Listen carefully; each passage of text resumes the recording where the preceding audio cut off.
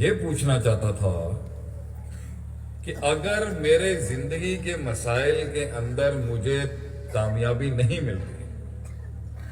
اگر مجھے جیت نہیں مل رہی،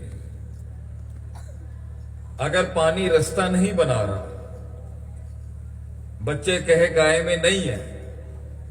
بیویاں بات نہیں سمجھ رہی، دشمنوں کے سینے کے اندر وہ روب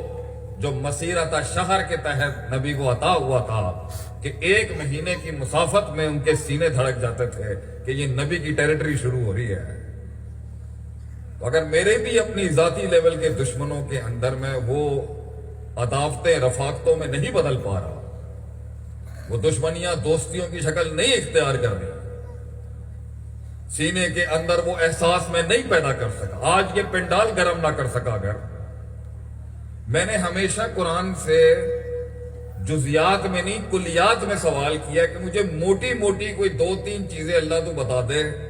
کہ جس کو اگر میں ٹھیک کر لوں تو یہ سفر اور یہ جنگ جو خود کے ساتھ ہے اور پھر ایک بڑے باطل کے ساتھ ہے، یہ بالکل صحیح سمت پہ آ جائے، مجھے یہ پتا چل جائے کہ میں ٹھیک کر رہا ہوں۔ باقی یوسف علیہ السلام کی قید اگر لکھی ہے نصیب میں تو وہ بات کی بات ہے، وہ پھر فلسفہ انتظار ہے،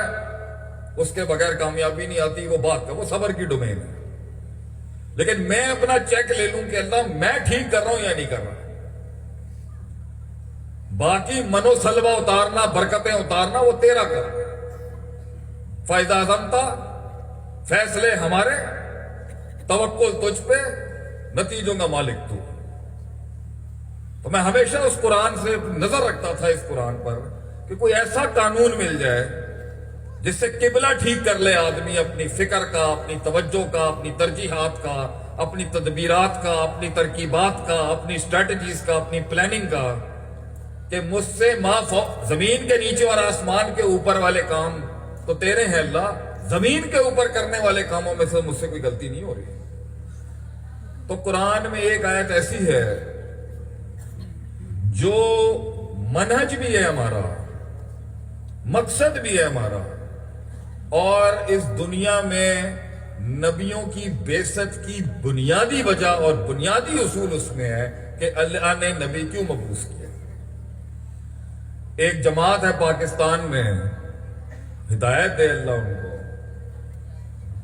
وہ نبی کا مقصد اور مشن جب بیان کرتے ہیں تو اس کے ساتھ سیاسی غلبے کی شرط لگا دیتے ہیں، ریاست اور حکومت کی شرط لگاتے ہیں نبوی منہج اور مشن کے ساتھ۔ تو ہم پھر ان سے پوچھتے ہیں کہ یہ بخاری کی ایک حدیث کے جو الفاظ ہیں جو چھرے کی طرح ایک قیادت کے سینے پہ چلتے ہیں، کہ اللہ کے نبی نے فرمایا وَالنَّبِيُّ، میں نے خواب میں کچھ ایسے انبیاء دیکھے، مَعَهُ رَجُلٌ وَرَجُلَانِ، لیل و نہار، صبح سے لے کے شام، زندگی کی لمبی طوالت